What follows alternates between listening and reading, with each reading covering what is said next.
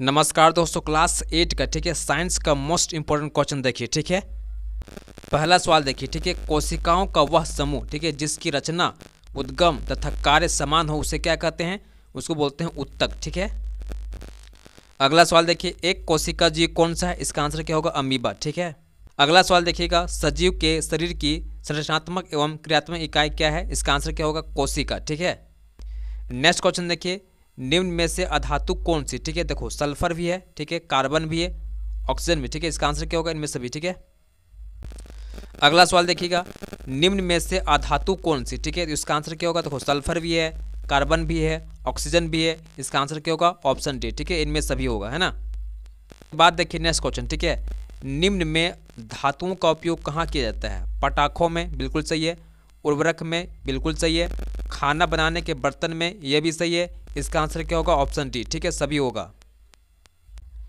उसके बाद देखिए नेक्स्ट क्वेश्चन। ठीक है, कौन सी एकमात्र अधातु है जो विद्युत की सुचालक होती है? तो इसका आंसर क्या होगा? ग्रेफाइट। ठीक है, अगला सवाल देखिए, सूक्ष्म जीव की वृद्धि को रोकने के लिए किसका उपयोग किया जाता है? ठीक है, नमक का भी होता है, खाद्य तेल का भी होता है, चीनी का भी होता है, तो इसका आंसर क्या होगा? इनमें सभी। ठीक है, अगला सवाल देखिएगा, लेग्यूम पौधों यानी कि दाल वाला पौधा, ठीक ना, कि जड़ों में कौन सी जीवाणु उपस्थित होता है?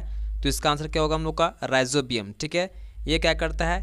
ये नाइट्रोजन का फिक्सेशन करता है। ठीक है, उसके बाद देखिए नेक्स्ट क्वेश्चन। ठीक है, भिंडी की पित्त किस सूक्ष्मजीव से होता है? तो इसका आंसर क्या होगा? विषाणु से। ठीक है, अगला सवाल देखिएगा, विद्युत द्वारा किसी पदार्थ पर किसी वांछित धातु को निक्षेपित करने की प्रक्रिया क्या कहलाती है? इसका आंसर होगा विद्युत लेपन। ठीक है, उसके बाद देखिए नेक्स्ट क्वेश्चन। ठीक है, कौन सा घोल ठीक है विद्युत का कुचालक होता है? नींबू का रस होता है चालक। ठीक है, नल का पानी भी चालक होता है, सिरका भी चालक होता है, लेकिन आसुत जल क्या होता है हम लोग का? कुचालक होता है। ठीक है, इसका आंसर क्या होगा? Option D. ठीक है, अगला सवाल देखिए, विद्युत अपघटन का उपयोग कहाँ होता है?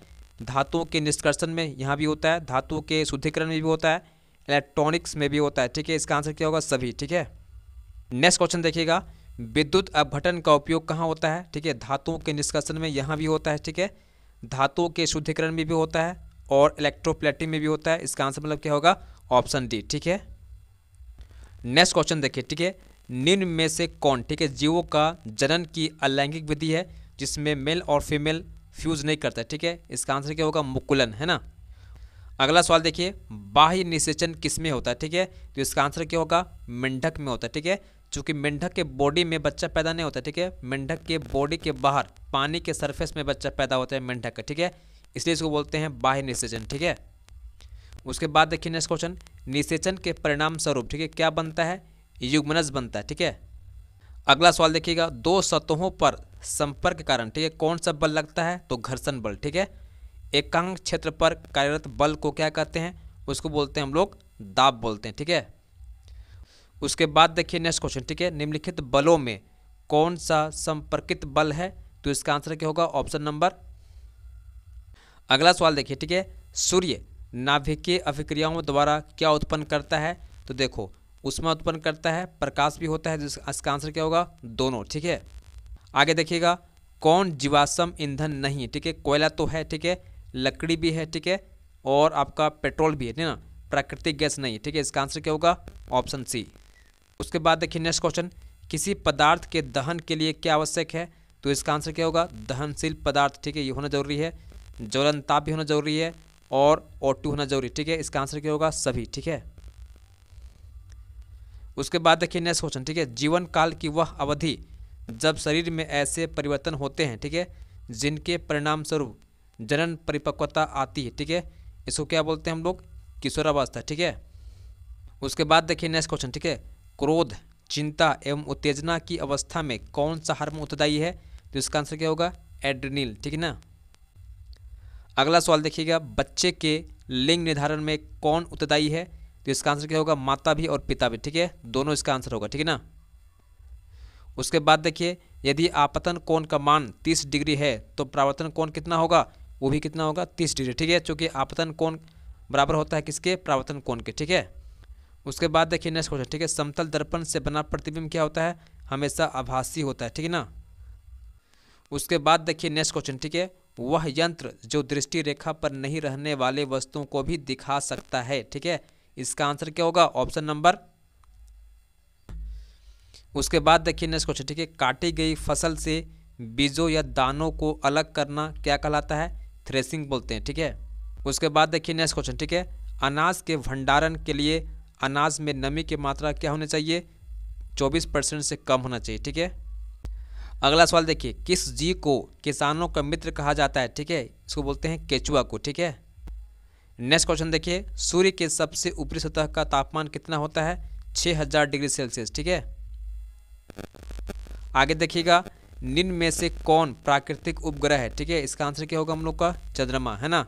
नेक्स्ट क्वेश्चन देखिए, किस ग्रह का द्रव्यमान सबसे अधिक होता है? इसका आंसर क्या होगा? बृहस्पति का। ठीक है, नेक्स्ट क्वेश्चन देखिए, घर्षण हमेशा क्या होता है?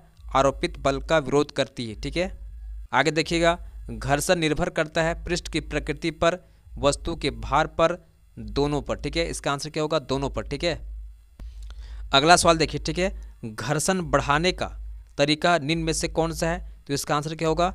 सतह रुखड़ा करके करना पड़ेगा। ठीक है, तभी क्या होगा? घर्षण बढ़ेगा, है ना। उसके बाद देखिए नेक्स्ट क्वेश्चन। ठीक है, इनमें से कौन संश्लेषित रेशा है? ठीक है, आंसर क्या होगा? नायलॉन। ठीक है, अगला सवाल देखिएगा, निम्न में से कौन, ठीक है, 4R से नहीं, ठीक है, रिड्यूस तो होता है, ठीक है, रीयूज भी होता है, रिसाइकल भी होता है, लेकिन रिमूव नहीं होता। ठीक है, इसका आंसर क्या होगा? Option D. ठीक है, उसके बाद देखिए नेक्स्ट क्वेश्चन। ठीक है, इनमें से कौन पिघल जाती है परंतु जलती नहीं है? इसका आंसर क्या होगा? नायलॉन। ठीक है ना।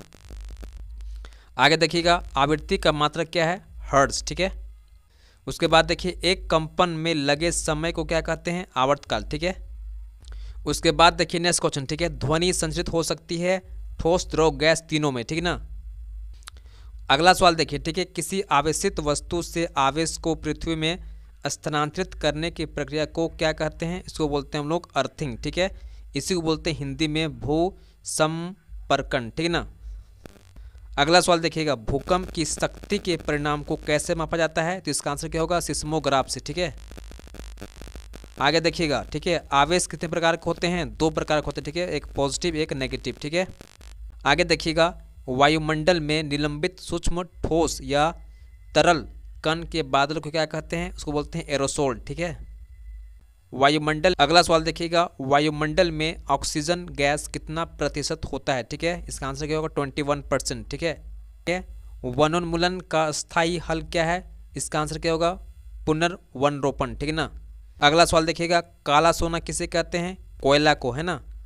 कौन सा प्राकृतिक संसाधन नहीं है? ठीक है, जल तो है, हवा भी है, ठीक है, सूर्य का प्रकाश भी है, लेकिन कपड़ा नहीं है। ठीक है ना।